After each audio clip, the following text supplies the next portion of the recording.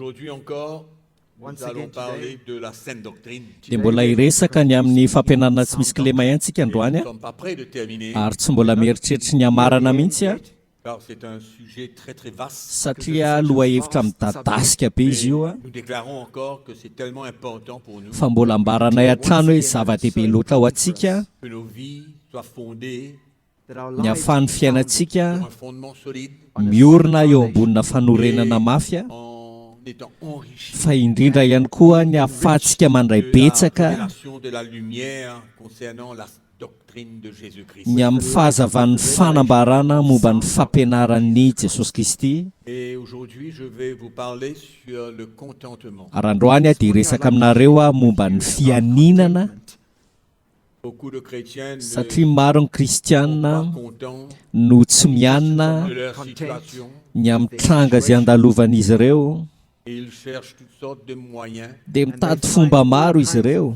means and ways pour entrer dans un combat, dans une lutte, mba hiditra ao anatina ady sy tolona struggle sortir de leur situation. ahafahan'izy ireo a ho tafavoaka ao anatin'ny tranga Nous andalovany devons être rassurés fa mila mahazo antoka tsika e que Jésus fa Jesosy est celui qui prend soin de nous. no ilay a mahay mikarakara sy mitsinjo atsika. C'est lui qui prend soin de nous. Izy no mitsinjo atsika Et nous avons besoin de cette assurance dans notre ary mila an'izay fahazahoana antoka izay ao am-pontsika isika izay finoana dans le Seigneur. amin'ny tompo izay Savoir and to qu'il know ne va jamais fa nous laisser tsy mba hafoy atsika mandrakizay et izy qu'il a un plan ary manana drafitra izy pour chacune de nos vies. ho an'ny fiainantsika tsiraray avy. Amen.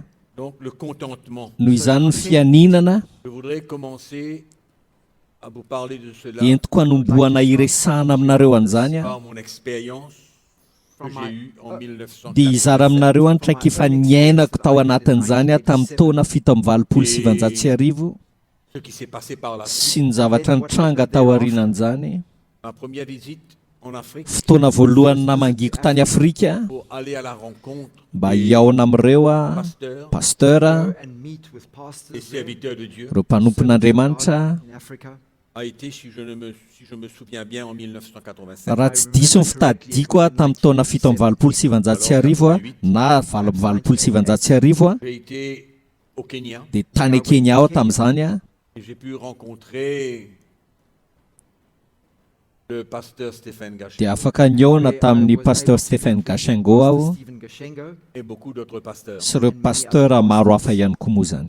Et je me suis retrouvé au milieu d'eux. Dia tonga teo anivon'izy ireo aho J'ai passé quelques jours avec le frère Stéphane dans sa maison. dia afaka niaraka mipetraka andro vitsivitsy a tao an-tranon'ny rahalahy Il Stéphane n'avait pas beaucoup ary d'argent, tsy dia nanam-bola firy izy ni tamin'izany de possibilités, na fahafahana manao ahoana ni de grandes vies. na manana vina be manao ahoana Mais les moments que j'ai passés avec lui, fa ny fotoana kosa izay niarahako taminy a et il m'a permis de rencontrer beaucoup d'autres pasteurs. dia nahafahako a niaona tamina pastera maro hafa ihany koa Et je peux vous assurer que tous avaient un ary amour afaka lazaiko sincère. anareo fa izy rehetra dia nanana fitiavana madio sy tsotra ho an'ny tompo. Ils servaient le Seigneur, Nanompo ny tompo izy ireo, ils aimaient le Seigneur. tena tian'ny tompo izy ireo, Je n'ai jamais ressenti ary tsy natsapa mihitsy aho un tamin'izany a mécontentement de leur état, de leur situation, de la manière qu'ils tsy vivaient. fianinana na tsy fifaliana tamin'ny toerana izay nisy azy ireo sy ny fiainana izay Je n'ai nandalovan'izy jamais ireo. ressenti une insatisfaction Tsy natsapa mihitsy aho zany hoe nisy tsy fahafapo avy amin'izy ireo ou une lutte, un combat en eux na nisy tolona sy ady tao anatin'izy ireo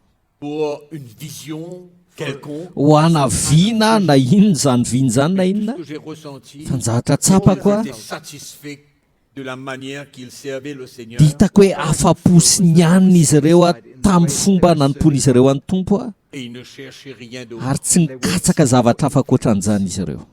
C'était ça l'esprit de l'évangile à cette Azany ny fanahy ny filazantsara resy tsapa tamin'izany vaninandro zany avant que l'évangile du premier monde pénètre mialohan'ny l'Église. idiran'ny filazantsara ny tontolo voalohany na ny firenena mandroso teo anivon'ny Et en fiangonana. écoutant ces pasteurs, je réalisais Ary rehefa miaino an'ireo pasteur ireo a dia tonga saina que leur cœur était tourné vers Jésus. fa ny fon'izy ireo dia nitodika tamin'i Jesosy. Ils cherchaient à plaire au Seigneur. Nizatra nikatsahana izy ireo dia mba ho akasitrahany Ils n'étaient tompo pas inquiets pour leur vie. ary tsy nanam-panahinany amin'ny fiainan'izy ireo ny amin'ny filan'izy ireo manokana Mais ils étaient dans le contentement. fa tao anatin'ny fianinana izy Ils ireo. acceptaient de vivre comme cela. Nanaiky izy ireo ny aina ao anatin'izany Et dans leur fepetra izany a cœur, ils avaient la foi. ary tao am-pony izy ireo anefa dia nanana finoana izy Dieu ne les ireo abandonnerait jamais. fa Andriamanitra tsy afoy azy ireo Et ils mandrakizay. servaient le Seigneur Ary nanompo ny tompo izy ireo avec leurs petits moyens. niaraka tamin'ny fahafahana kely izay nananan'izy ireo Ils étaient de tout leur cœur. kanefa tamin'ny fony izy ireo iray manontolo Je zany. répète, sans Mbola verika any a qu'un signe de tsy mécontentement. nisy endrika tsy fifaliana na tsy fianinana na tsy fahafapona dia ny kely akory Il y azy avait une joie dans leur cœur. fa nisy fifaliana tao am-pony izy ireo Et on passait des moments vraiment merveilleux ary niatrika fotoana tena nafinaritra izahay dans la joie, dans le service de Dieu. tao anatin'ny fifaliana teo anatrehan'ny fanompoana ny tompo a Tous les problèmes, toutes les situations qu'on pouvait faire face. na dia teo aza ny fahasarotana sy ireo olana izay tsy maintsy natrehanay tamin'izany Mais dans leur cœur, fa tao am-pony izy ireo il n'y avait aucune grogne. tsy nisy fimonomonomana complaining. Ils ne se plaignaient pas contre Dieu. tsy nitaraina tamin'Andriamanitra izy ireo Ils servaient Jésus But they fa nanompo ny tompo de leur cœur. with all their heart. any Jesosy tamin'ny fony izy ireo iray Et au manontolo lieu que les situations s'améliorent, ary raha tokony niatsara aza ny zava-nisy tamin'izany je ne parle pas de leur situation matérielle, tsy miresaka zany amin'ny tranga andalovan'izy ireo na ny fiainan'izy ireo ara-materialy a spirituellement. fa ny resako a dia ny ara-panahy Nous savons très bien ary fantatsika tsara que pas longtemps après, fa tsy ela tao aorianan'izany a il y avait un grand compromis au sein de l'Église de dia Jésus. nisy marimaritra iraisana ngeza be ny tranga teo amin'ny fiangonan'i Jesosy Kristy Le a message qui venait du premier monde, lay afatra izay avy any amin'ny tontolo voalohany na ireo firenena mandroso a de l'abondance, izay de la narahana firesahana mba ny fananam-be sy ny arabola amener un changement, dia nitondra fiovana izany changement d'attitude, fiovam-pietsika un changement d'attitude dans le cœur de ces pasteurs. fiovam-pietsika sy toe-tsaina tao anatin'ireo pastera Et ils étaient presque forts ary ny tena marina aza dia ohatrany hoe niterena izy ireo tsy maintsy ino qu'ils vivaient des moments qui n'étaient pas selon la volonté. fa ny fotoana iainan'izy ireo sy andalovan'izy ireo dia tsy mifanaraka amin'ny sitrapon'Andriamanitra Et les forcer presque par leur enseignement niterena hatrany anatin'ny fampianaran'izy ireo mihitsy aza de courir, de chercher les choses matérielles. fa mila miazakazaka mandeha mikatsaka zavatra ara-materialy C'est là où a commencé le déclin. ary teo ny nanomboka ny fitotonganana Les cœurs ont commencé à changer. nanomboka niova ny fon'izy Leur ireo motivation, leur attitude a commencé nanomboka à changer. niova ny fihetsika izy ireo sy ny toe-tsain'izy ireo ary ny zavatra nanosika azy ireo Et bien sûr, ary mazava ho azy moa avec tout peut-être les avantages matériels qu'on leur offrait, miaraka amin'ireo tombontsoa ara-materialy izay natolotra azy ireo Were offered to them. les cœurs ont commencé à changer dia nanomboka niova amin'izay ny fo et à se tourner vers les choses de la terre. ka lasa nitodika ao amin'ny zavatry ny tany izy ireo Combien l'atmosphère, l'esprit qui régnait avant qu'ils ont aiza ho aiza re reny atmosfera sy fanananjaka reny mialohany nandrenesan'izy ireo an'ilay pour afatra chercher des choses matérielles. Before izay they heard the nitarika azy ireo ahikatsaka zavatra ara-materialy C'était un bon parfum qui existait au sein de l'Église. fa toy ny emboka manitra izay nisy teo anivon'ny fiangonana zany tamin'izany andro zany Malgré les manquements, les difficultés, na dia teo aza ny tsy fahampiana sy ny fahasarotana sy ny là où sisa a rehetra commencé un changement. And fa this is teo when ny nanomboka ny change fiovana started to take place. Et on pourrait croire, pour que l'Église puisse se développer, andraindray tsika mino hoe ahafahan'ny fiangonana mitombo sy mandroso comme le monde se développe, tahaka ny fandrosoany zao tontolo zao Comme il y a des nouveaux changements. Satria dans le maro ireo fiovana zava-baovao hiteny amin'izao tontolo zao. Et on pourrait croire que cette situation était Dia venue indraindray tsika mieritreritra hoe matoto tonga izao tranga izao pour ouvrir une porte extraordinaire pour que tout le monde dia hanokatra varavarana mahatalanjony io tranga io ahafahan'ny olona rehetra puisse s'enrichir. hanan-karena. Et nous savons très bien, Ary fantatsika tsara pour ceux qui ont vécu leur marche avec Jésus dans ce temps, ho an'ireo olona izay niaina ny lala niaraka tamin'i Jesosy tamin'izany vanim-potoana izany a, que le changement dans le domaine spirituel fa ny fiovana teo amin'ny lafiny ara-panahy spiritual realm a commencé à changer. dia nanomboka niova zany. Et aujourd'hui, Ary ankehitriny ce n'est pas le même esprit qui règne dans dia tsy l'Église. fanahy mitovy amin'izany ntsony no manjaka eo anivon'ny fiangonan'i Ce Jesosy n'est pas le ankehitriny. même parfum. Tsy hanitra mitovy amin'izany ntsony Ce n'est pas le même esprit de l'Évangile. tsy fanahy ny filazantsara mitovy amin'ny tamin'izany ntsony Pas le cœur du ary Seigneur. azo antoka ihany koa fa tsy fon'ny Jesosy De mihitsy. voir des pasteurs et des chrétiens courir après Ny des mahita choses an'ireo matérielles pastera sy kristianina miazakazaka ao ambadiky ny zavatra et ara-materialy ne pas faire confiance au Seigneur ka tsy manam-patikina ny tompo pour qui il ny est amin'ny maha izy azy et d'avoir cette assurance que c'est lui qui s'occupera de chacun à sa manière. ka manana fatokina ao anatin'ny fo fa izy no mitsinjo ny tsiraray avy araka ny fombany. take care.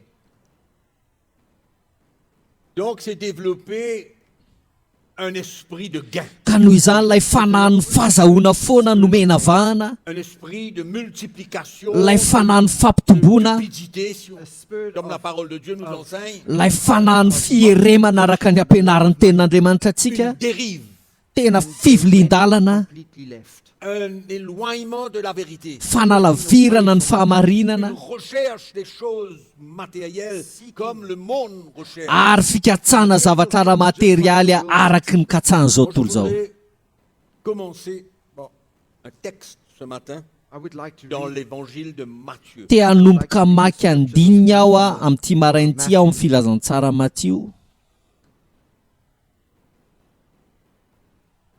Chapitre 6. Mattio toko fahenina. Matthieu chapitre 6, nous allons lire à partir du verset 25. we're going to Mattio read toko fahenina vakitsika manomboka eo amin'ny andininy fadimy amby roapolo. C'est pourquoi je vous dis, ne vous inquiétez pas pour votre vie de ce que vous mangerez, ni pour votre corps, de quoi vous serez vêtus. Ary noho izany dia lazaiko aminareo hoe aza manany amin'ny ainareo dia izay hoaninareo na izay sotroinareo na ny amin'ny tenanareo dia izay hotafianareo. La vie n'est-elle pas plus que la nourriture et le corps plus que le vêtement? Moa ny aina tsy mihoatra noho ny hanina va ary ny tena noho ny fitafiana. Regardez les oiseaux du ciel, ils ne sèment ni ne moissonnent et ils n'amassent rien dans les greniers et votre Père céleste les nourrit. Tsy njovy ny voromanidina fa tsy mba mamafy na mijinja na mitaona ho any tsompotra reny ary ny rainareo izay any an-danitra mamelona azy.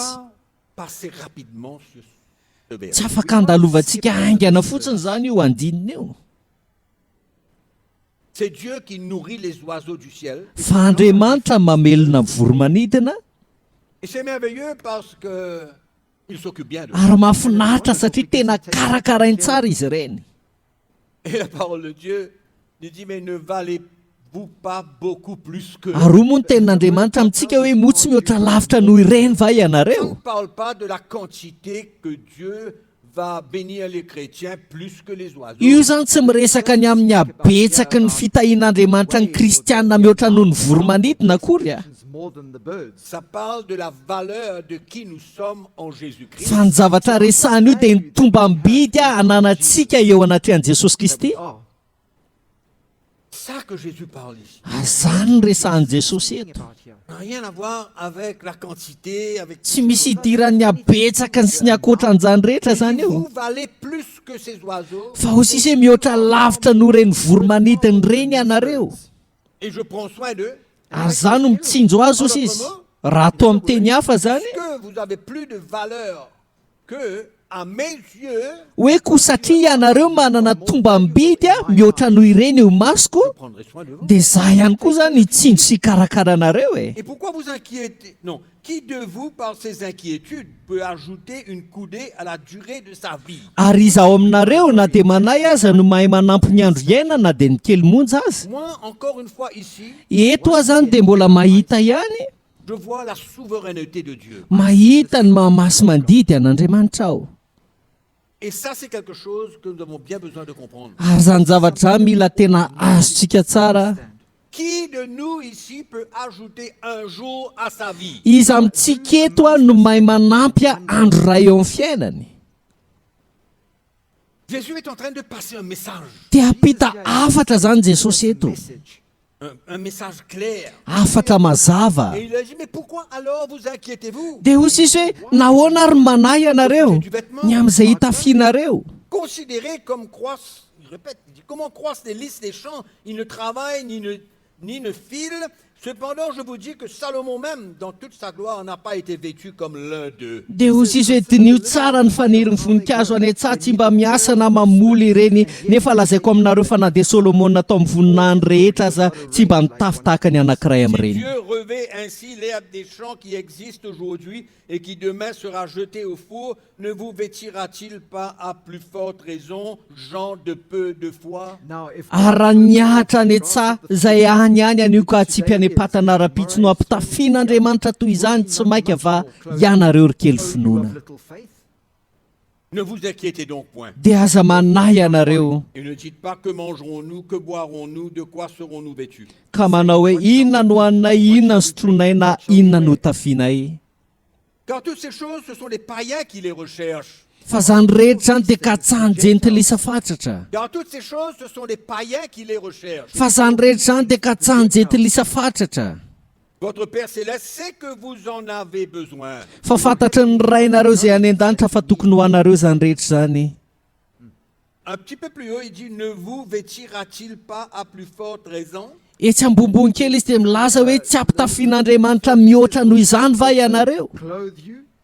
Et là, le In this Seigneur manner. Jésus parle de la part que Dieu a pour subvenir à nos besoins et de s'occuper. Ary eto zany ny resan'i Jesosy tompo amintsika dia ilay anjara ndraikitr'Andriamanitra mba hanome atsika izay ilayntsika sy ny fitsinjovany atsika. Et on vient de lire, votre Père Céleste sait que vous en avez Ary vao besoin. nivakintsika teo zany hoe fantatry ny rainareo zay any an-danitra fa tokony ho anareo zany rehetra zany. Est-ce qu'on pourrait dire que c'est la responsabilité de Dieu? Can we Mety say afaka lazaintsika ihany ve zany hoe anjara ndraikitr'Andriamanitra responsibility Et que c'est la part de Dieu ary anjaran'Andriamanitra de s'occuper de nous ny mikarakara sy mitsinjo et atsika que nous n'avons pas besoin de rien nous inquiéter. ka tsy tokony hanana amin'inona na amin'inona isika. Cherchez premièrement le royaume et la justice de Dieu et toutes ces choses vous seront données par-dessus. Fa katsao aloha ny fanjakany sy ny fahamarinany dia hanampy ho anareo zany rehetra zany. Cherchez Katsao le royaume, ny fanjakany, des choses spirituelles, zava-panahy zany, des choses qui concernent l'avancement du royaume de Dieu. ireo zavatra zay mahakasika ny fampandrosoana ny fanjakan'Andriamanitra Et le Seigneur s'occupera de nous. dia izy no hitsinjo sy hikarakaratsika. Ne vous inquiétez donc pas du lendemain, car le lendemain aura soin de lui-même. À chaque jour suffit sa peine. Ary amin'izany dia aza manany amin'ny apitso ianareo fa ny apitso hanany azy ampy ho an'ny andro ny ratsy miseho ao C'est aminy. fou comment nous vivons dans un monde où nous pouvons faire nos projets, Mahatalanjona ihany hoe isika dia miaina anatina tontolo anankiray izay ahafahantsika mamolavola ny tetika il n'y asantsika. a aucun mal là-dedans, Ary tsy misy maharatsy an'izany mihitsy. mais ça dépend clairement de l'attitude que nous avons pour nous engager dans nos Fa projets. miankina mazava be hoe toe-po manao ahoana na toe-tsaina manao ahoana no ananantsika manoloana ny firotsahantsika ao anatin'izany tetika asy zany. C'est ça que Jésus veut nous enseigner. Ary izany indrindra nefa ny tiany Jesosy ampianarina antsika D'avoir un repos dans notre cœur, mba hananantsika fitsaharana ao am-pontsika, un contentement dans notre cœur, fianinana ao am-pontsika, une foi en lui dans notre cœur, finoana azy ao un am-pontsika, repos, une joie fitsaharana ary de fifaliana marcher avec Jésus. fa miara mandeha amin'ny Jesosy isika. Combien sont ceux aujourd'hui qui passent à côté du plan de Dieu? Fa firifiry ireo olona ankehitriny izay lasa dify ny drafitr'Andriamanitra Sans réaliser que le Seigneur s'occupera d'eux jusqu'à la fin. ary tsy azon'izy ireo an-tsaina velively fa Andriamanitra no mitsinjo azy ireo ary mbola hitsinjo azy ireo hatramin'ny farany.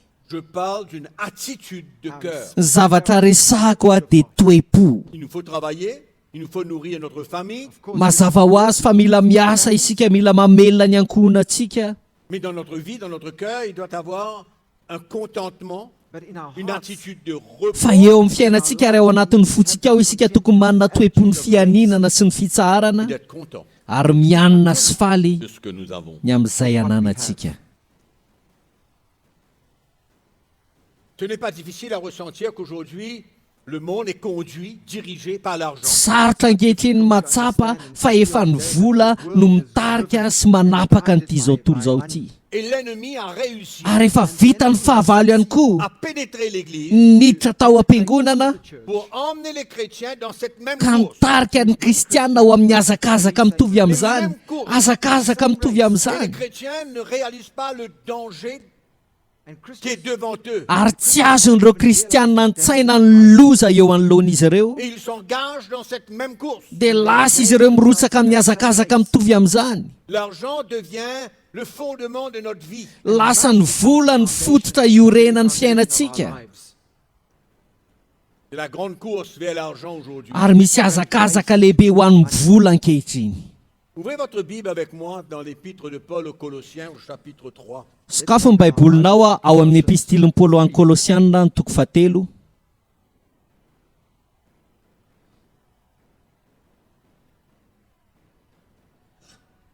C'est triste de voir l'esprit qui règne au sein de l'Église aujourd'hui. Fa mampalahelo ny mahita ny fanahy izay manjaka sy manapaka eo anivon'ny fiangonana ankehitriny. Chapitre 3, verset 1. Toko fahatelo ny andininy voalohany. Si donc vous êtes ressuscités avec Christ, Ko raha niarana tsangana tamin'i Kristy ianareo cherchez les choses d'en haut. dia katsao ny zavatra any ambony, Cherchez katsao les choses d'en haut. ny zavatra any ambony. Christ est assis à la droite de Dieu. Any amin'ny toeran'i Kristy izay mipetraka eo an-tanakavanan'Andriamanitra. Attachez-vous aux choses d'en haut Saino ny zavatra any ambony et non à celles qui sont sur la terre. fa tsy ny zavatra ety an-tany. Et le verset 5. Dia ny andininy fahadimy, Faites donc mourir ce qui dans vos membres est terrestre. koa vonoiny momba ny tenanareo izay ety an-tany, La débauche, l'impureté, les passions, les mauvais désirs et la cupidité qui est une idolâtrie. dia fijangatsangana fahalitoana firetam-po fanirian-dratsy ary fieremana dia fanompo-tsampy. Idolatry. Amen. Amen. Cherchez les choses d'en haut et non pas celles qui sont sur la terre. Saino ny zavatra any ambony fa tsy ny zavatra ety an-tany. Et n'ayez aucun désir immodéré de l'argent et des richesses. Voilà la cupidité. Voilà la définition de la Ary aza cupidité. mitsiriritra na manana faniriana tsy voafeny amin'ny vola makareny, zany anie ny famaritana ny fieremany. On n'a plus la foi Tsy manana finoana en Dieu. an'Andriamanitra intsony isika ny amin'ny famatsiny, Mais on est sur une course fa lasa mirotsaka anatina pour azakazaka chercher tsika les richesses dia ny azakazaka ao amin'ny fikatsahana arena et l'argent. ary ny vola ihany koa. Tout est une question d'argent. Mihodinkodina aujourd'hui eo dans ce amin'ny resabola ny zavatra rehetra eto amin'ity zao tontolo zao monde. ty Mais ce qui est ankehitriny. triste, c'est que l'ennemi a su rentrer But what is so Dans sad les- Fa ny mampalahelo dia tafiditra tao am-piangonana ihany koa et ny a fahavalo emmené l'esprit du monde au sein de l'Église. ka nitondra ny fanahy zao tontolo zao tao Et am-piangonana. aujourd'hui, Ary ankehitriny en Afrique, any Afrika sy n'aiza n'aiza ety amin'izao tontolo zao on ne reconnaît plus et on ne ressent plus l'esprit qui existait en 1987. dia tsy re ary tsy tsapa intsony ilay fanahy izay nisy teo anivon'ny fiangonana tamin'ny taona 7 fony ao tany C'est plus le Afrika. même esprit. Tsy fanahy mitovy amin'izay intsony no misy L'ennemi ny fahavalo dia nampiasa an'ireo olona pour prêcher un évangile, mba hitory filazantsara pour emmener le chrétien et l'Église dans une course izay nitarika ny kristianina sy ny fiangonana ho ana azakazaka izay tsy azakazaka izy ireo akory. et le résultat aujourd'hui, Ary ny vokatra hitantsika ankehitriny, nous savons très bien haintsika tsara zany a, que la plupart des chrétiens des églises, fa ny ankamaroan'ireo kristianina sy ny fiangonana l'argent, les richesses, etc. most Christians dia lasa nitodika ho any amina vola sy ny arena sy ny maro hafa. L'argent ny vola domine toute chose. no lasa manapaka ny zavatra rehetra À ankehitriny la base de toute chose et de même des décisions que nous izy no fototra iorenany zavatra rehetra eny miankina mihitsy aza ny antefan'ny fanapa-kevitra zay raisitsika influence tout. ny vola no mibaiko ny zavatra rehetra Et c'est très dangereux pour le chrétien. ary zavatoza loatra ho an'ny kristiana zany Nos motivations, nos directions, ro zavatra manosika atsika ny lalakzorantsika ny drafintsika sy ny faniritsika bien comme le monde, dia lasa mitovy amin'ny an'izao tontolo izao comme l'esprit qui règne dans le monde. tahaka ny an'ny fanazy manapaka eto amin'ity zao tontolo izao ity ary tsy azontsika tsaina L'envergure ny alebeany de la sy ny profondeur. alalin'ny Comment cela a atteint l'Église et les efa chrétiens. navoakasika sy ny fetraikanyzany eo anivon'ny kristianina sy ny fiangonana Et ankehitriny tout devient normal. dia nefa raisina normal sy tsy mampaninona le izy hoe oke milamba ny zavatra rehetra e On n'a pas l'idée fa tsy azontsika an-tsaina de la destruction que cela a ny emmené fampitehana à l'Église. izay nentin'izany teo anivon'ny fiangonana De détourner miala The church de away Jésus amin'ny jesosy et de mettre notre regard et notre cœur vers les choses. ka mametraka amin'ny fijerintsika sy ny fontsika ho amin'ny zavatra ity tany ity C'est bien grave. tena zavatoza loatra zany Ça détruit notre propre vie, notre famille, fa manimba ny fiainantsika manokana sy ny ankohonantsika zany ny ara-panahintsika notre vie spirituelle est ny affectée. fiainam-panahintsika mihitsy ny voakasika Et beaucoup perdent de vue le plan de Dieu pour leur ary vie. maro azany tsy mahita tazana intsony drafitr'andriamanitra ho an'ny fiainan'izy ireo Pas content de ce que nous avons, mais en cherchant davantage et davantage. vokatry ny tsy fianinana amin'izay ananana fa ny ao an-tsaina dia hitady ny azo foana Le chrétien aujourd'hui doit pouvoir regarder en lui-même et de savoir quelle attitude qu'il a dans son fa ny cœur. kristianina ankehitriny tokony mahavita mandinika ny tenany ka mahafantatra hoe toe-po manao ahoana no ao anatiny En ao comparaison avec l'attitude et la motivation que les chrétiens avaient raha ampitahaina amin'ny toe-po sy ny zavatra nanetsika an'ireo kristianina dans l'église primitive. tamin'ny fiangonana voalohany Et si vous voulez lire cela, vous lisez pour vous-même dans le livre des Actes des Apôtres, ary raha tia hamaky an'izany ho anao manokana ianao dia afaka vakianao ny boky ny asan'ny apôstôly toko faharoa vous allez voir comment les chrétiens étaient prêts dia ho hitanareo anatin'izany fahavononan'ireo kristianina à perdre amery ny zavatra rehetra hizara ny zavatra rehetra cet esprit de l'évangile. iaina an'izay fanahy filazantsara zay Ils étaient dans le contentement, ary tao anatin'ny fianinana izy ireo nanompo an' ils n'étaient jesosy pas inquiets, ary tsy nanahy izy pas ireo entrés dans une course folle, tsy mba nirotsaka tanatina hazakazaka daladala izy ils ireo étaient contents, fa nianina contents de vivre avec faly izy ireo fa niara-niaina tamin'i jesosy contents. tsy nierina Ils mettaient une valeur sur leur salut. ary nanome tombam-bity ny famonjena azy ireo izy Pour eux, c'était le plus grand trésor. ho azy ireo dia zany famonjena zany no arena lehibe indrindra voarain'izy ireo Ils ne cherchaient aucun ary autre tsy trésor. nitady arena hafa intsony izy ireo Jésus a dit, là où est ton trésor, c'est là où sera ton ho cœur. jesosy hoe any amin'izay misy ny arenao dia hoany koa ny fonao Ne nous embêtons pas nous-mêmes. aza vezivezy tsony ny Là où saitsika est notre trésor, c'est là où est notre fa cœur. any amin'izay misy ny arenao dia hoany koa ny fonao e Amen ou non? amen na sa tsy 1 zany Timothée chapitre 6. timoty voalohany toko fahenina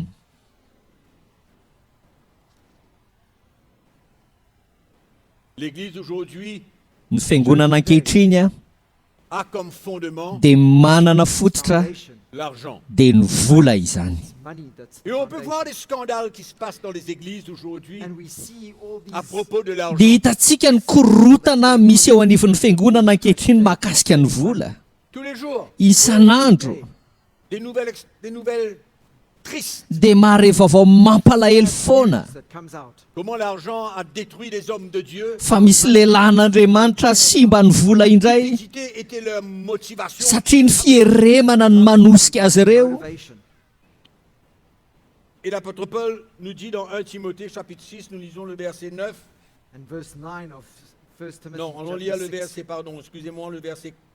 Depuis le verset andao ny 3. timoty voalohany toko fahenina manomboka eo amin'ny andininy fahatelo nyvakitsika e Moi, je prie que le Seigneur, par son esprit, puisse renverser beaucoup de forteresses. za mivavaka mba ny tompo any amin'ny alalan'ny fanahiny androdana fiarovana mafy maro Si quelqu'un enseigne de fausses doctrines et ne s'attache pas aux saintes paroles de notre Seigneur Jésus-Christ et à la doctrine qui est selon la piété, il est enflé d'orgueil, il ne sait rien, il a la maladie des questions oiseuses et des disputes de mots, d'où naissent l'envie, les querelles, les calomnies, les mauvais soupçons, les vaines discussions d'hommes corrompus d'entendement, privés de la vérité et croyant que la piété est une source de raha gain. misy olona manao fampianarana hafa noho izany ka tsy manaiky ny teny tsy misy kilema dia ny an'i Jesosy Kristy tompontsika sy ny fampianarana izay mahatonga toe-mpanaraka an'Andriamanitra dia mihebohebo foana izy ka tsy mahalala na inona na inona fa adala amin'ny fiadian-kevitra sy ny fiadia-teny izay mahatonga fialonana, fifandirana, fanaratsiana, fiahin-dratsy, fifandirana lava, fanao ny olona vetaveta saina sady efa nialan'ny famarinana manao ny toe-panaraka an'Andriamanitra ho fahazahoan-javatra. Dans le monde chrétien aujourd'hui, Eo anivon'ny tontolo kristianina ankehitriny, ce que je viens de lire est une réalité. io teny vakiko teo io dia zava-misy marina ankehitriny. Servir le Seigneur, Ny fanompoana ny tompo pour beaucoup, est une source de gain. ho an'ny olona maro dia atao fahazahoan-javatra. Marcher avec Jésus, Ny mandeha miaraka amin'i Jesosy est pour beaucoup ho an'ny maro une source de gain. dia ataon'izy ireo fahazahoan-javatra izany. Se servir de la chrétienté pour s'enrichir. Mampiasa ny maha-kristianina mba hanana-karena. Servir de la parole de Dieu, Mampiasa ny tenin'Andriamanitra, détourner la parole de Dieu manodikodina ny tenin'Andriamanitra pour s'enrichir, mba hananan-karena loin de la vérité, lavitry ny famarinana. croyant que la piété est une source de gain. Manao ny toe-panaraka an'Andriamanitra ho fahazoan-javatra. Voilà l'état de l'Église aujourd'hui. Io ny toetry ny fiangonana ankehitriny. Servir Dieu Ny fanompoana an'Andriamanitra devient une source de gain. dia ataon'ny olona ho fahazahoan-javatra. C'est en effet, le verset 6, une grande source de gain que la piété avec le contentement. Fa misy tombony lehibe tokoa ny toe-panaraka an'Andriamanitra omban'ny fianinana. Avec le contentement. Omban'ny fianinana. Le contentement veut dire être content et heureux de ce que nous avons. Ny atao hoe fianinana dia mionona sy faly amin'izay Ça, ananantsika. le contentement. Ary zany ny atao hoe Et fianinana. l'Église et le royaume de Dieu ne peut pas être pour nous une Ary ny source de gain. fiangonana sy ny fanjakan'Andriamanitra dia tsy tokony ataontsika ho fahazahoan-javatra.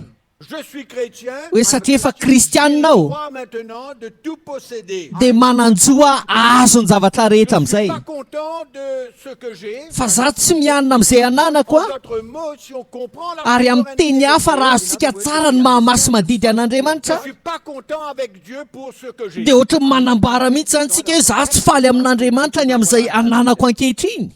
C'est ça la réalité. Zany anie ny zava-misy e.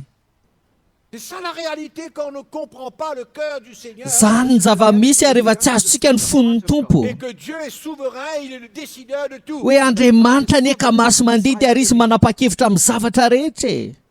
Il donne, il reprend Izy mame, izy manaisitra, ce qu'il veut. manao izay tiany atao Et izy. quand on ne comprend pas la souveraineté Fa de rehefa Dieu, tsy azontsika ny mahamasy mandidy an'Andriamanitra on sert le Seigneur dia manompo ny tompo isika pour gagner. ho an'ny fahazahoan-javatra. Et on ne comprend pas que notre vie est dans la main Dia du tsy azontsika Seigneur. hoe eo am-pelantanan'ny tompo ane fiainantsika C'est e. lui qui est le décideur. Ka izy no de ce que mpanapa-kevitra ary izy no mitsindry sy mikarakara ny fiainantsika. nous- Et que nous sommes appelés à être contents. Ka nantsoina isika tsy herina L'état où nous sommes. na manao ahoana na manao ahoana.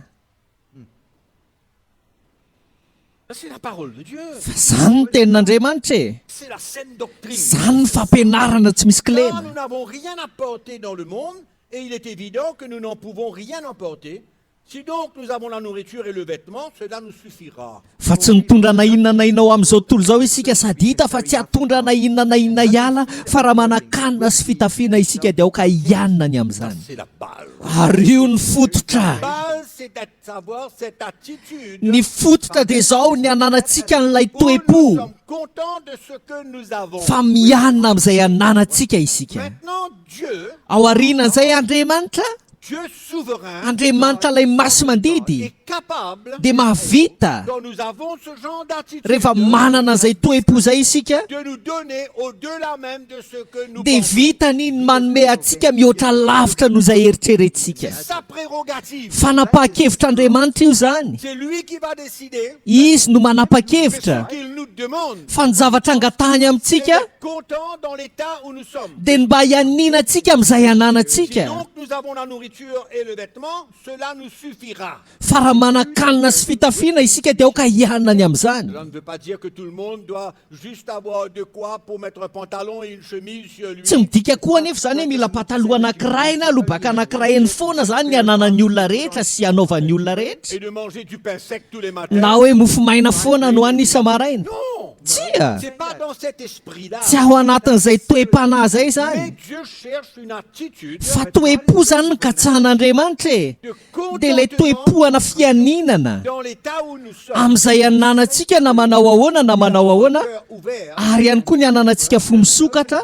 que Dieu fasse hoe aoka Andriamanitra anao izay tiany atao hoe Whatever he wants to. ce qu'il veut. izay tiany atao. Il multiplie pour Jean. Mampitombo ny any jaune izy, Il garde Jacques dans un état de, comment dirais-je, il a, mais il n'est fa ny any Jakoba kosa indray tsy ampitombony fa ataony mijanona eo, zany hoe manana ihany Jakoba fa tsy mitovy amin'ny any jaune. Et Jacques ne peut pas entrer en compétition avec Jean. Ary Jakoba tsy tokony hifaninana amin'ny jaune, Et ne peut pas venir dire, si Dieu a béni Jean de cette manière, moi Jacques, alors Dieu a besoin de me bénir de la même manière. ary Jakoba tsy afaka nilaza mihitsy hoe raha nitahin'Andriamanitra ohatr'izao jaune dia za Jakoba ihany koa mila tahin'ny tompo mitovy amin'ny any jaune. Tsia, C'est la prérogative de fa Dieu. fanapahakevitran'Andriamanitra C'est io. lui le maître de notre vie. Izy ny tompon'ny fiainantsika. Et la parole est claire. Ary mazava ny Mais tenin'Andriamanitra ceux qui veulent s'enrichir fa izay tahana-karena tombent dans la tentation, dia dans le latsaka piège et dans beaucoup de désirs insensés, pernicieux, qui plongent les hommes dans la ruine et la perdition. dia latsaka amin'ny fakapanahy sy ny fandrika ary ny filana maro tsy misy antony sady mandratra izay mandetika ny olona ao amin'ny fandringanana sy ny Ça, c'est fahaverezana. l'attitude opposée Io zany ilay toe-po mifanohitra du contentement amin'ny fianinana de l'évangile. sy ny fanahy ny filazantsara. Opposé complètement. Fanohatra tanteraka Et le io, résultat, ary ny vokany on vient de le lire, vao nivakitsika la teo ruine, la dia perdition, fandringanana sy fahaverezana, l'envie, des motivations impures, filana maro ary fakapanahy maloto. car l'amour de l'argent est la racine de tous les maux, et quelques-uns, en étant possédés, se sont égarés loin de la foi et se sont jetés eux-mêmes dans bien des tourments. Fa ny fitiavam-bola ny fototry ny ratsy rehetra koa ny sasany izay fatrapitady zany dia efa voavily ny ala tamin'ny finoana ka nanindrona ny tenany tamin'ny alahelo With be. many sorrows. Laissons Dieu prendre le contrôle de notre vie et soyons satisfaits de ce qu'il fait. Andaontsika amelan'Andriamanitra haka ny fifehezana ny fiainantsika ary aokantsika tena ho afa-po amin'ny zavatra Nous ataony. ne décidons pas. Tsy isika ny Nous manapa-kevitra, pouvons avoir la foi dépendant de l'attitude que nous avons et des désirs purs que nous avons pour le royaume. fa mety afaka manana finoana isika miankina amin'ilay fihetsika sy toe-po ananantsika sy ilay faniriana madio ananantsika manoloana ny fanjakan'Andriamanitra. Souvent on entend des chrétiens dire, moi j'aurais aimé avoir beaucoup pour bénir le royaume de Dieu. Et c'est peut-être sincère. Matetika zao tsika mare kristianina foana milaza hoe raha za zany manam-bola be dia tena tahiko ny fanjakan'Andriamanitra ary mety tena marina ny lazainy a. Et Dieu ne leur donne Kanefa pas. tsy tahian'Andriamanitra izy ireo. Et il peut leur donner. Na omeny ihany koa. Et Dieu donne à certains. Ny sasany omen'Andriamanitra, Il est le patron. izy any patron e. Il est le chef. Izy ny lohany, izy ny tompo.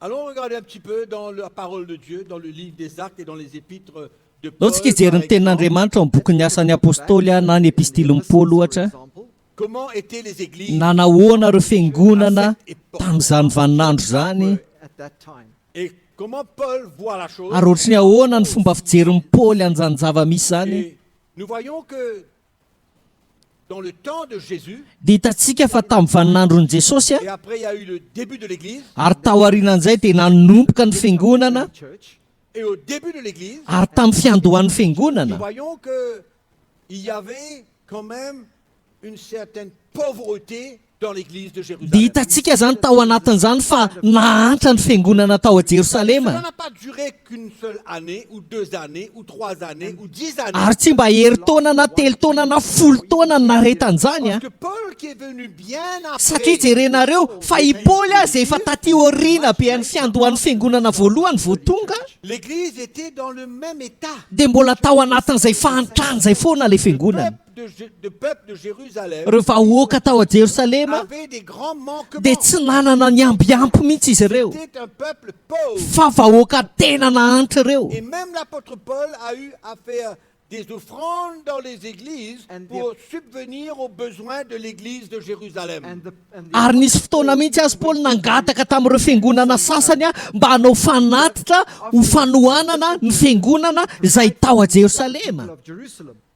Est-ce que Dieu ne pouvait pas bénir l'église de Jérusalem, moa ve tsy vitan'Andriamanitra ny taha fiangonan'ny Jerosalema arabola donner à tous ces chrétiens une fortune? ka nanome harena be ho an'ireo kristianina rehetra tao Pouvait-il? hainy ve ny nanao an'izany satria mazava ho azy fa hainy nanao an'izany e fa tsy nataony anefa izany Donc, dans l'église primitive, il y avait des églises pauvres. et noho des izany églises tamin'ny riches. fiangonana voalohany dia nisy fiangonana nahantra ary nisy fiangonana nanankarena Paul va nous donner l'enseignement ka voulu. noho izany Paoly dia hanome an'ilay fampianarana tena isy ilaina Afin que, à cette époque et même maintenant, ça ne change pas. mba hahafahana tamin'izany andro zany eny na ankehitriny aza dia mbola tsy miova La vraie doctrine de Christ. ny hanome ilay fampianarana marina zay an'i Kristy La vraie doctrine de Christ. ilay fampianarana marina zay an'i Kristy Au chapitre 2, verset 45. boky ny asan'ny apôstôly a toko faharoa andiny fa 5:7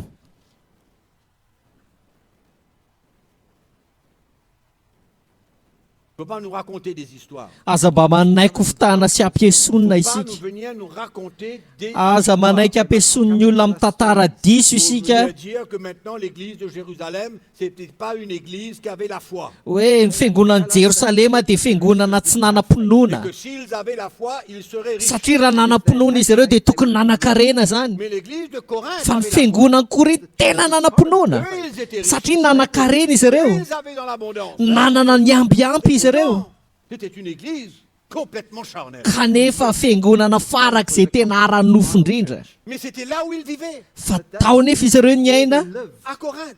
tao a Korinto Une ville pleine de business, d'argent, etc. tanàna feno fandraharana sy vola sy ny Au sisa verset 45, eo amin'ny andininy fa 5:7 a 45. il y a 44. Tous ceux qui croyaient étaient dans le même Et lieu. va-t'en bien, Ils avaient Paul. tout en commun. Verse Tout 44. en commun. ary zay rehetra niny dia ny ray toerana sady niombona ny avokoa ny zavatra rehetra Ils vendaient leurs propriétés et leurs biens et ils ont partagé le produit en tous selon les besoins de chacun. ary namidy ny taniny sy ny fananany ka nozarainy tamin'izy rehetra arak'izay nilainy avy Had need. Amen.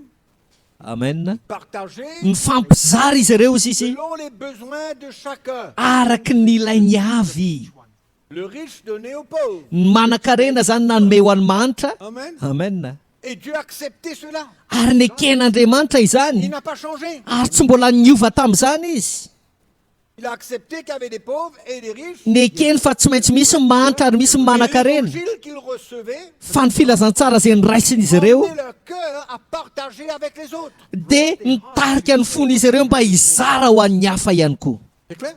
mazava ve Donc Dieu n'est pas contre So God noho izany les Andriamanitra chrétiens qui n'en ont pas beaucoup. dia tsy manohatra velively an'ireo kristianina tsy dia Mais manana il sait comment pouvoir. arain'Andriamanitra manome azy ireo izay Et ilainy souvent ils vivent des ary miracles matetika ary izy ireo miaina que le fahagagana riche ne vit pas. fahagagana zay tsy mba hiaina ny olona manan-karena rich do not experience. Quand dans ses besoins, Dieu miraculeusement emmène un frère, une sœur à pourvoir aux besoins de ao anatin'ilay tsy fampininy indrindra Andriamanitra no mitondra rahalana na bavy anankiray mba hanome amatso an'ilay kristianina N'est-ce mahantra pas pour glorifier le Seigneur? ka moa ve tsy ety nanomezana voninahitra an'Andriamanitra La bénédiction que Dieu donne à cette famille. Ny mahita ny fitahiana tonga eo amin'ilay ankonana mahantra na le kristianina mahantra Et anankiray il vient témoigner izay atongavana izy ireo ijoro vavolombelona amin'ny fahagagana nataon'Andriamanitra. la manière que Dieu fait Fa les tena choses. mahatalanjona anie ny fomba anaovan'Andriamanitra ny zavatra rehetra e. Ny zavatra rehetra dia miara-miasa. Situation noire comme dans la lumière. Ain'Andriamanitra ny manova tranga anankiray izay ao anatin'ny fahamaizina tanteraka ka entiny ao amin'ny fahazavana izany. Amen. Amen. Chapitre 4, verset 34. Toko faefatra andiny faefatra Qu'est-ce amin'ny que je veux que telopolo. vous puissiez saisir ce matin? Inona moa zany tena tiako ho azonareo amin'ity marain'ity? L'esprit de l'évangile. Ny fanahy ny filazantsara. Spirit of the gospel. L'esprit de l'évangile. Ny fanahy ny filazantsara. Qu'est-ce que nous avons besoin d'accepter et quelle attitude on doit avoir besoin selon notre situation? Inona ny zavatra mila ekentsika ary toe-po manao ahoana ny mila ananantsika eo anatrehan'ny zava-misy izay Et andalovantsika. quand nous avons cette bonne attitude, Ary rehefa nanantsika izay toe-po tsara izay, Dieu enlève la compétition et la jalousie dans notre cœur. dia solon'Andriamanitra ao am-pontsika ny fifaninanana sy ny fialonana. On n'a plus besoin d'être jaloux de celui qui a, Tsy mialina an'ireo olona manana intsony et on tsika, est content de voir ce qu'il a. fa faly azy isika ny amin'izay ananan'izy On ireo. reste content d'avoir ce que nous avons. Ary tsika ihany koa dia mianina sy faly amin'izay Ça, ananantsika. c'est le contentement. Zany ny atao hoe Il n'y a pas de fianinana. compétition. Tsy misy Il n'y a fifaninanana pas de course vers l'argent. na hazakazaka ao amin'ny vola. Attitude de vouloir davantage. Miala treo ilay toe-tsaina te hahazo hatrany Et foana. souvent, on ignore le plan de Dieu pour cette motivation. So often we Ary indraindray tsy fantatsika intsony aza ny drafitr'Andriamanitra vokatr'izay zavatra ratsy izay manosika antsika izay. Ny toko faefatra ny andininy faefatra amin'ny telopolo. Car il n'y avait parmi eux aucun indigent. no Tous one, ceux qui possédaient des champs ou des maisons les vendaient, apportaient le prix de ce qu'ils avaient vendu, le déposaient aux pieds de ta porte et l'on faisait la distribution à chacun selon qu'il en avait besoin. no was there Fa tsy nisy olona nalahelo teo aminy fa izay nanana tany na trano raha nivarotra an'izany dia nitondra ny vola vidin'ny zavatra lafo ka napetrany teo anoloan'ny tongotry ny apôstôly dia nizaraina tamin'izy rehetra arak'izay nilainy avy. anyone had need. C'est dans cet esprit que l'Église a besoin de revivre, de retourner. Ary ao anatin'izany toe-panazany indrindra ny ilain'ny fiangonana iverenana sy iainana. Retourner à cet Miverina amin'izany toe-panazany esprit de l'Évangile, dia ny fanahy ny filazantsara, le partage, ilay pas fifampizarana, vivre pour soi-même. tsy miaina ho an'ny tenanao manokana. Amen. Amen. De considérer Ka ny melanja ireo rahalasiana bavintsika, ny drafitr'Andriamanitra, ny fanjakan'Andriamanitra, ny fanitarana ny ambainday ny fanjakan'Andriamanitra. 2 Corinthiens chapitre 8 verset 1. Korintianina faharoa toko fahavalo andininy voalohany. Montrer encore Entiko anehoana aminareo hatrany le ny contentement atao hoe fianinana. et la joie du contentement. Ary indrindra ny fifaliana ao anatin'ny fianinana. La joie du contentement. Fifaliana ao anatin'ny fianinana e. Nous vous faisons connaître le verset 1, frère, la grâce de Dieu qui s'est manifestée dans les églises de la Macédoine à travers la grande épreuve de leurs afflictions, leur joie débordante et leur pauvreté profonde ont produit avec abondance de riches libéralités de leur part. Andininy voalohany, arampahafantarina ianareo rahalahy ny fahasoavan'Andriamanitra izay nomena tao amin'ny fiangonana ny Makedonia fa tamin'ny fahoriana ben'ny zahatoetra azy ny tombon'ny hafaliany ary ny hamafy ny fahantrany nampitombo ny itsipony. Paul était venu pour récolter de l'argent ou quoi d'autre pour l'église de Jérusalem. Tonga zany teto Paoly mba angataka sy hanao famorim-bola ho fanohanana ny fiangonana ao a Jerosalema Et pour les encourager à garder leur parole, ary aporisika azy ireo mba hitanan'izy ireo ny teny nomeny. qu'ils étaient prêts, allez, il y a le texte, vous allez voir, qu'ils étaient prêts à bénir le peuple juif de Jérusalem. Fa vonona izy ireo nitany ireo vahoaka jiosy tao Il Jerosalema leur donne cet exemple. dia nanome azy ireo an'ity ohatra ity izy. Comment les Macédoniens, dans leur pauvreté profonde, dans leur joie débordante, Hoe jereo reto makedoniany reto fa tamin'ny fahoriana ben'ny zahatoetra azy ny tombon'ny hafaliany sy ny sisa. ils certainement avaient des grands manquements. Azo antoka nefa tena tsy nanany reto makedoniany reto e. Mais ils ont donné selon leurs moyens et même au-delà de leurs moyens. Fa tena nanome izay zakany izy eny mihoatra noho izay zakany mihitsy aza. Mais ils n'avaient pas beaucoup, mais ils voulaient quand même bénir ceux qui ary tsy hoe nanambe izy ireo fa tao anatin'izy ireo dia tia halohana ny tsy manana ihany koa izy ireo. En d'autres mots, ce n'est plus moi, ma situation, mon In problème. other words, it's Ce not n'est plus me, ça du tout là. Raha tao amin'ny teny hafa zany dia tsy ilay izaho intsony ny zavatra andalovako hoe ny olako hoe tsy izay intsony ny zavatra nitranga teto. C'est bon ou non? Ao ve?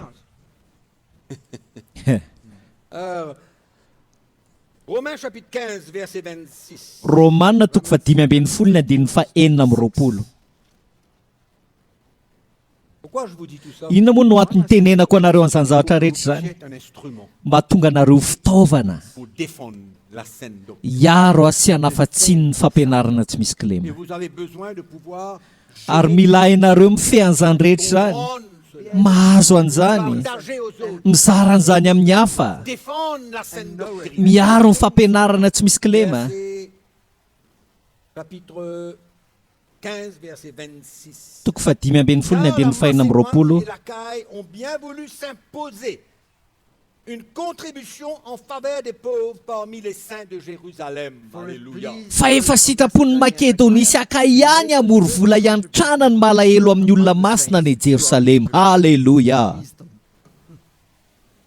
Amen. On voit un peu comment l'église était. Hitanareo amin'izay ve ny fiangonana tamin'izany? Ce qui manquait, ce qui avait de trop. Ireo izay tsy nanana, ireo izay nanana ny oatra.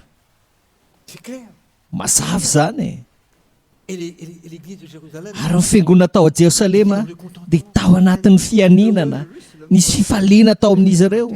They were happy. les églises de la Macédoine, pareil. Fiangonana Makedonia ihany koa, mitovy amin'izany ihany koa, faly koa izy ireo, nyanina izy ireo. Ils n'étaient pas entrés dans une course folle. Tsy niditra tao anatina hazakazaky ny fahadalàna izy ireo zany. 1 Corinthiens chapitre 16. Korintianina voalohany toko 4:20. 1 Corinthiens chapitre 16, versets 1 et 2. Korintianina voalohany toko 4:20 ny andininy voalohany sy ny faharoa.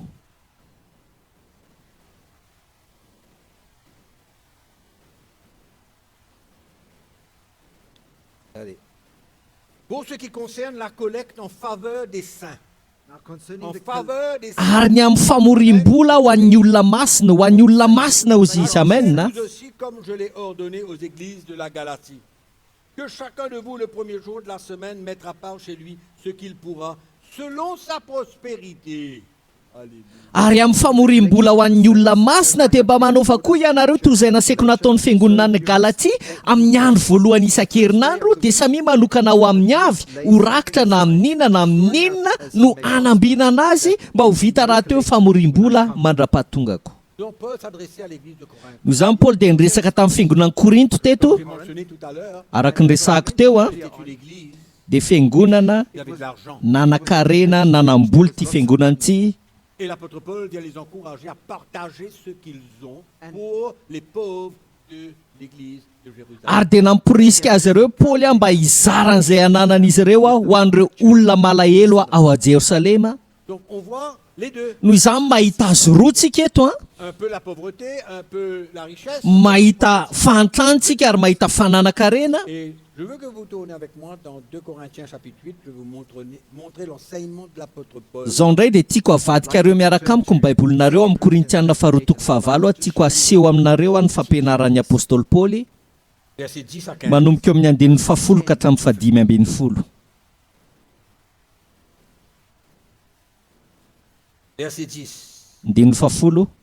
C'est un avis que je donne là-dessus, car cela vous convient, à vous qui non seulement avez commencé à agir, mais qui en avez eu la volonté dès l'année dernière. Ary dia ambarako aminareo izay hevitry ny amin'izany fa mahatsara anareo zany satria tsy ny fanaovana ihany fa ny fikasana koa aza dia efa natombokareo teo alohan'ny sasany hatry ny taonitsy. C'est là que je vous ai dit tout à l'heure Ary teto araka ny nambarako anareo teo que Paul était venu pour se faire se rappeler de la volonté qu'ils avaient pour pouvoir aider l'Église.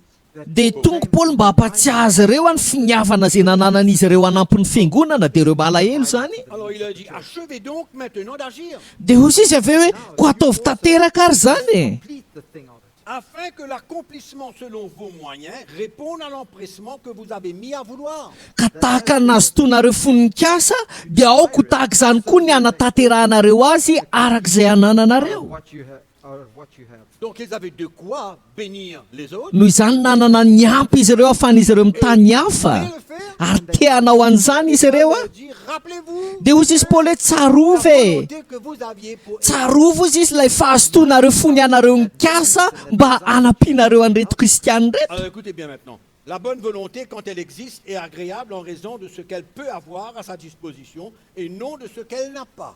For andininy faharoambeny folo am'izay fa raha misy fahazotoana dia arak'izay ananany no akasitrahana fa tsy arak'izay tsy ananany does not have. Car il s'agit non de vous exposer à la détresse pour soulager les autres, mais de suivre une règle d'égalité. kanefa tsy ny ahatonga fitsaharana amin'ny sasany ary fahoriana aminareo no anaovako an'izany fa mba hisy fitoviana Dans la circonstance présente, votre superflu pourvoira à leurs besoins. ka amin'izao ankehitriny izao a ny habe ny arenareo no afaka ny alahelon'ireo andininy faefatra ambin'ny folo Verset 14. andininy faefatra ambin'ny folo zany Afin que leur superflu pourvoie pareillement au vôtre, en sorte qu'il y ait égalité. ary ny habe ny aren'ireo kosa no afaka ny alahelonareo mba hisy fitoviana Selon qu'il est écrit, araka ny voasoratra hoe celui qui avait ramassé beaucoup n'avait rien de trop. nanangona be tsy nanana ny amby Over. Parce que ceux qu'il avait ramassés, il a pu bénir ceux qui en avaient besoin afin qu'il y ait l'égalité. tsy nanana ny amby zany ireo izay navita nanangona be satria izay voangin'izy ireo dia nentin'izy ireo ny tahinany tsy nanana indray mba hisy ny Donc, fitoviana il n'avait rien de trop. ka noho izany tsy nanana ny amby izy ireo Et celui qui avait ramassé peu, qui n'avait pas grand-chose, And il he- ne manquait rien. ary ny nanangona kely zany hoe ry olona tsy te nanana dia ahoana ozy izy tsy nanana ny tsy ampy En d'autres mots, Paul dit, ne regardez pas à vous. raha atao amin'ny teny hafa zany dia ohatra miteny paoly aza ny tenanareo rery ny jerena aza manangona ho anareo Il rery y en a de ceux qui en ont besoin et il faut qu'il y ait une règle d'égalité. satria misy olona ao anatin'ny tsy fananana ary mba hipetraka ny fitsipiky ny fitoviana Et soyez contents. dia aoka samy hianina avy ianareo Amen. amen C'est la vraie doctrine. zany ny tena fampianarana tsy misy kilema e Ça, c'est pas enseigné. fa ny fampianarana toy izany tsy mba hampianarina tsia On vient trouver 3 Jean chapitre 2, Gaius. fa ny any zavatra mba hitantsika dia ny jaona fahatelo ny andininy faharoa momba ny gaio Je désire que tu prospères comme prospère l'état de mangataka ao mba ho salama sy ambinina amin'ny zavatra rehetra ianao tahaka ny anambinana ny fananao ihany Pourquoi l'apôtre Jean parle à Gaius? kanefa tsy azontsika akory ny antony mahatonga ny apôstôly jaona ny resaka tamin'ny gaio toy izany Gaius, c'est pas Mickey, Gaius, c'est pas Len, Gaius, c'est pas i André. gaio anie tsy miki gaio tsy laina ary gaio tsy andré Gaius vivait une situation particulière. fa tranga miavaka mihitsy ny ainany gaio On va pas rentrer là-dedans, mais allez lire, vous allez voir. We're not going to go Écoutez les enseignements. tsy hitra lalina ao anatin'izany tsika fa afaka vakianareo zany na ino ny fampianarana momba an'izany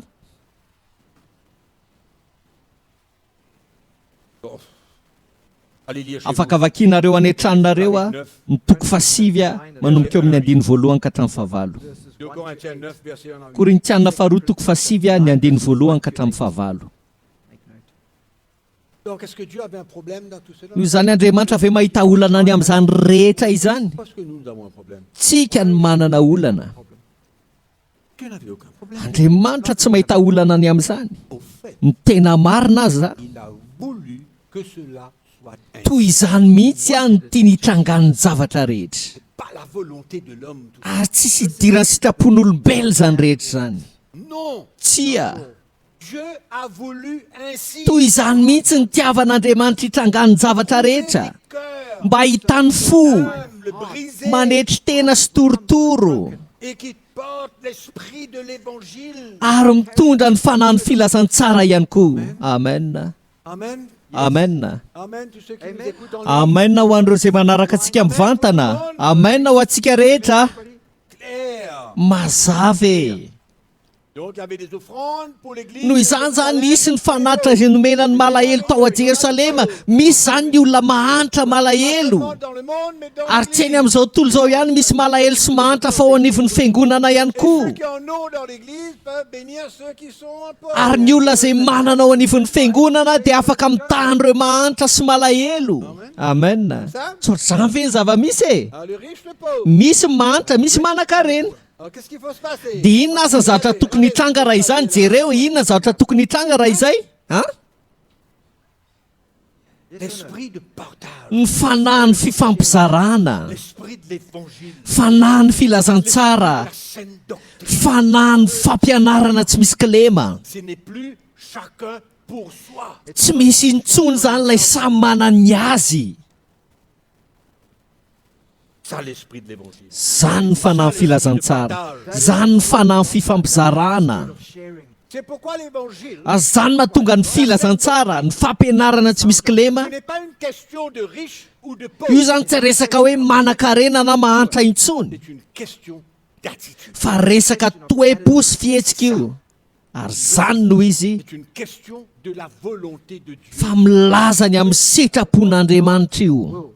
Il faut arrêter de raconter des histoires. Atsara amin'izay fitantarana an'ity tantara rehetra ity.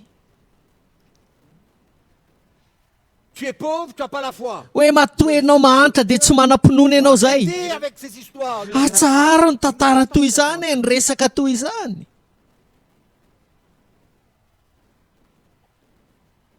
Quoi, il faut content. Fa ny fianinana no ilaina, Attitude de Contentment. contentement. toe-poana fianinana. On se réjouit. Mifaly isika. Amen. Amen. Jacques est béni. Raha nitahiny Jakoba dia mifaly isika. On n'est pas jaloux. Tsy mialina isika. Et on n'essaye pas de tirer la main de Dieu. Ary tsy ezahantsika sitoma ihany koa ny tanan'Andriamanitra Qu'est-ce que Jean a plus hoe inona re ny ananan'ny Jaona kanefa tsy ananako hoe tompo manaradia anao aho, manompo anao aho, ary mahitsy eo anatrehanao ny foko. Dia maninona? Tu es obligé de déverser une grande bénédiction sur ta vie parce que tu es comme ça. Hoe voatery ve Andriamanitra androtsaka fitahiana ngeza be eo aminao satria ohatran'izany ianao? Dieu sait ce qu'il fait. Fa fantatr'Andriamanitra ny zavatra ataony. Il fait. Fantany ny zavatra ataony.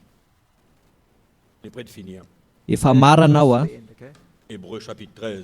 Hebreo a toko 17. On va aller rapidement maintenant. Andeha somary aingaikaingantsika. Ce petit morceau-là pour une autre fois. Tsy hitazona an'ity ampahany kely ty ho amin'ny fotoana manaraka kosa angamba aho a. Dao are. 5. Andiny fadimy. Ne vous livrez pas à l'amour de l'argent. Contentez-vous de ce que vous avez. Aoka tsy ho amin'ny fitiavam-bola ny toe-tsainareo fa mianina amin'izay anananareo. Contentez-vous de ce que vous avez, car Dieu lui-même a dit, je ne te délaisserai pas et je ne t'abandonnerai point. Mianina amin'izay anananareo fa hoy izy, izaho tsy andao anao mihintsy na afoy anao akory.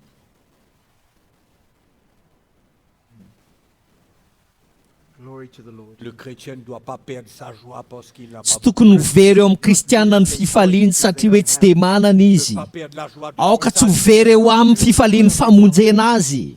La joie de tout ce que le Seigneur fait, Ny fifalinany amin'izay rehetra nataon'ny tompo. de participer à son royaume. Ny ahafahana mandray anjara ao amin'ny fanjakany. Building of His kingdom. Incroyable. Tena mahatalanjona. Incredible. Philippiens chapitre 4. Filipianina toko 4.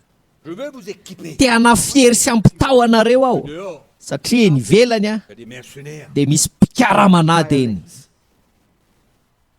Faut de quoi Ahafahanareo manao inona?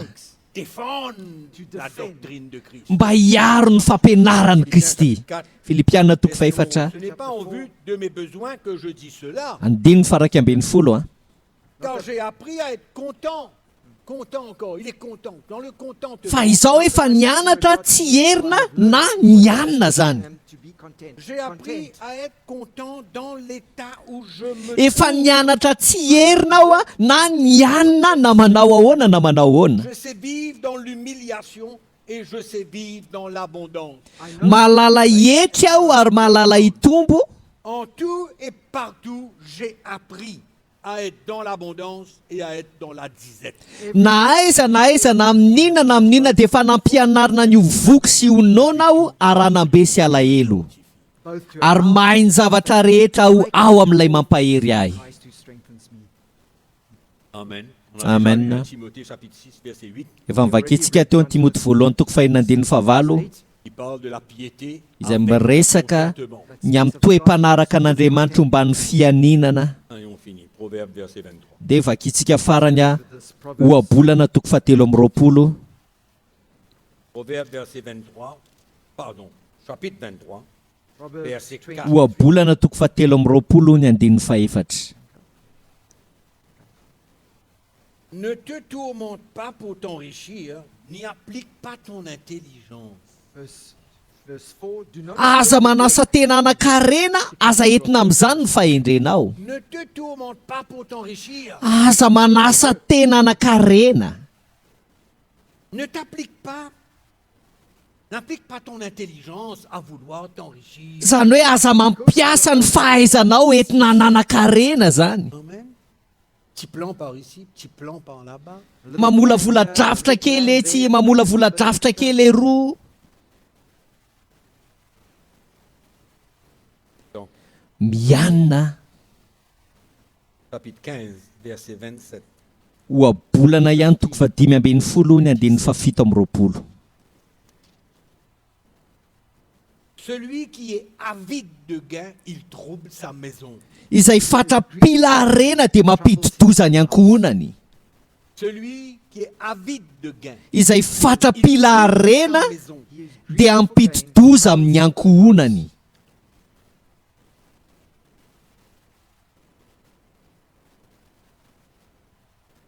Chapitre 1er, verset 19. Oabolana toko voalohany andininy fa 7:10. 19. Ainsi arrive-t-il à tout homme avide de gain. Toy izany no hiafaran'izay rehetra fatrapilarena, La cupidité cause la perte de ceux qui s'y livrent. fa hipoaka ny ain'izay fatrapilazy izany. Clair. Mazava zany e. C'est ça que l'apôtre Paul enseigne dans son épître à Timothée. Zany hoe nampianarin'ny apôstôly Paoly ao amin'ny epistily ho an'ny Timote, Colossiens. ao amin'ny Kolosiana ihany Ça que koa. Jésus a enseigné. Zany ihany koa neny nampianarin'i Jesosy e. Amen. Amen. Donc tout est selon la volonté de Dieu. Noho izany ny zavatra rehetra mitranga dia araka ny sitrapon'Andriamanitra avokoa. Et si Dieu te pousse à faire certaines choses, Ary raha manosika anao hanao zavatra sasatsasany bien Andriamanitra, pas si tu te pousses, je dis si Dieu te pousse. tsy milaza mihitsy hoe ianao no manosika ny tenanao fa Andriamanitra no nanosika anao izy a. Dieu ouvre un chemin pour toi et te conduit à faire. Izany hoe Andriamanitra no nanokatra lalana ho anao ka nanosika anao hanao zavatra sasany dia mandehana. Mais le tout, c'est une attitude de Fa toe-po avokoa ny zavatra rehetra. ne pas vouloir. Ny tsy fikatsahana ilarena. Ayons la foi pour la volonté de Dieu Andao tsika hanana finoana ao amin'ny sitrapon'Andriamanitra e. dans la joie, Andao tsika hitoetra amin'ny fifaliana dans le contentement. ao anatin'ny fianinana. Voyons Dieu agir. Dia andao hijery an'Andriamanitra hiasa Et isika. voyons Dieu agir. Andao hijery an'Andriamanitra hiasa isika. N'entrons pas dans une course folle Aza miditra amina hazakazaka daladala pour des richesses. ho amina arena. Servons le Seigneur Fa andao sika nompon'ny tompo dans son plan. ao anatin'ny drafiny. Amen. Amen. Ça, c'est la doctrine de Christ. Izany no atao hoe fampianaran'i Kristy a Contentement. mahakasika ny fianinana. Amen. Ça nous emmène à ne pas chercher nos plans Tsy mitarika antsika hananantsika ny drafintsika manokana zany et mettre Dieu dans notre plan. ka mpiditra an'Andriamanitra ao anatin'ny drafintsika. Ce que Dieu cherche, Fa ny zavatra katsahan'Andriamanitra attitude, dia toe-po, d'être content mianina Being content. et d'avoir un cœur ouvert. ary hananantsika fo misokatra. Seigneur, Hoe tompo, je vais multiplier ce que j'ai. afaka ampitomboinao ve ty fananako ty? Ok, Ok are, c'est bien. tsara zany. Seigneur, Tompo, si Tu veux que je reste comme je suis? tianao ve za hitoetra amin'ny maha izay ihany Ok, ok ary c'est bien, tsara ihany koa zany pas de problème. tsy misy olana tompo Il faut faire attention mila mitandrina isika Must be careful. d'entrer selon, de vivre cette cause selon l'esprit du monde. mila mitandrina isika tsy hainantsika ny tiazakazaka ty araky ny fanahyn'izao tontolo zao Grace. Et c'est comme ça que les chrétiens sont pris satria ohatr'izany mahavoafandrika an'ireo kristianina par la publicité. Of amin'ireo karazana dokam-barotra irotsahan'izy ireo anatin'ny fitosanan'ireo entana maro Tu peux avoir ça, tu n'as pas besoin de rien payer aujourd'hui, mais tu can payeras. have this. hoe afaka alainao androany ty entany ity dia tsy mandoa ninina ianao fa alohanao tsikelikely amin'ny no avy Et tu t'engages dans quelque chose que tu n'as pas la possibilité de suivre. dia iny ihany koa ianao fa miroboka miditra ao anatin'ny zavatra zay tsy vitanao akory ny anefa Les azy chrétiens sont pris au piège. ary dia voafandrika ao anatin'izany ireo kristianina Amen. Et éduquons nos enfants de cette manière. araokontsika hitaizany zanakitsika arak'izany e Éduquons nos enfants dans l'esprit de l'évangile. aokontsika hitaizany zanakitsika ao amin'ny fanahy ny Pas filazantsara selon l'esprit qui règne dans le monde. tsy araka ny fanahy zay manapaka ety amin'ity zao tontolo zao ty amen Faisons nos enfants accepter notre condition de vie andaontsika hampanaiky ny zanakitsika hoe zao ny fepetra iainantsika selon la parole de Dieu. mifanaraka amin'ny tenin'andriamanitra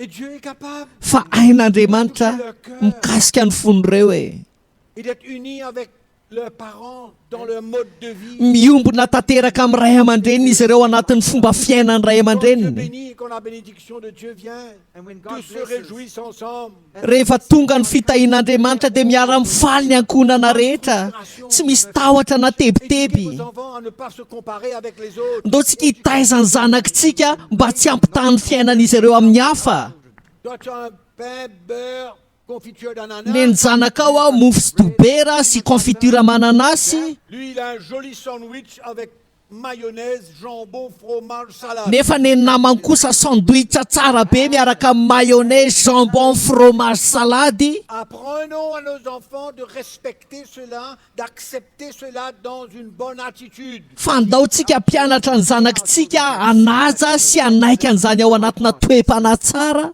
Réconfortons nos enfants dans cette attitude-là. andaontsika hampahery sy hampionona ny zanakitsika ao anatin'izay toe-po zay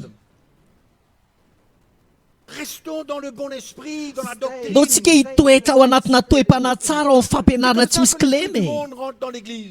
satria ohatr'izany anie matafiditra ny fanahyn'izao tontolo zao anivon'ny fiangonana Nos e enfants sont débalancés. and our children dia lasa mikorotana ny zanakitsika Unbalanced. tsy mahavita mandanjalanja intsony they're confused. Ils ne comprennent pas pourquoi. tsy azo intsony hoe ahoana Son petit camarade, lay namany Julien, julien et lui, si izy compare, lasa mifampitahy izy mirahalahy Friend, et il est frustré, il n'est pas content, dia matahotra izy ary tsy faly il ne comprend pas pourquoi. tsy azony hoe inona no antony Mais enseigne-le. fa ampianaro izy e Éduque-le dans les voies de Dieu.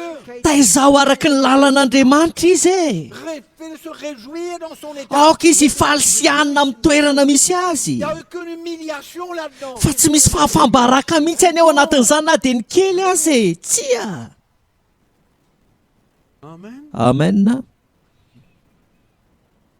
Et peut-être que dans 6 mois après, Dieu le bénira, lui donnera du marlin fumé dans son ary afaka enim-bolana mety tahian'andriamanitra amin'ny marlin fumé be izy na trondro fumé be ao anaty sandwichny que Dieu ne peut faire. inona moa ny zavatra tsy hain'andriamanitra atao e Mais le petit gamin, là, la petite gamine, là, il a besoin de comprendre. fa lay zazalahy kely io lay zazavavy kely io mila azony aloha understand. Et si toi tu ne comprends pas, fa raha ianao aza tsy mahazo tu vas avoir affaire avec un gamin rebelle, il ne comprend pas, il est frustré. dia ho avy ihany koa ny andro zay atrehanao zazalahy zay tena mikio manohatra olona matahotra Montre-lui mitebiteby l'honneur de servir Dieu dans fa asehoy azy ny ajan'izany hoe manompo an'andriamanitra ao anatin'ny toerana misy azy Arrêtons de courir la course. fa hatsaro amin'izay ny fiazakazana miazakazaka zao tontolo zao Autant dans l'état où nous fa aokontsika hianina na manao ahoana na manao ahoana mettons notre confiance dans le Seigneur. fa andaontsika metraka amin'ny fitokisantsika rehetra amin'ny tompo Amen. amen. Pas dans notre force, Tsy amin'ny herin'ny tenantsika, pas dans notre sagesse. tsy amin'ny fahendrentsika manokana,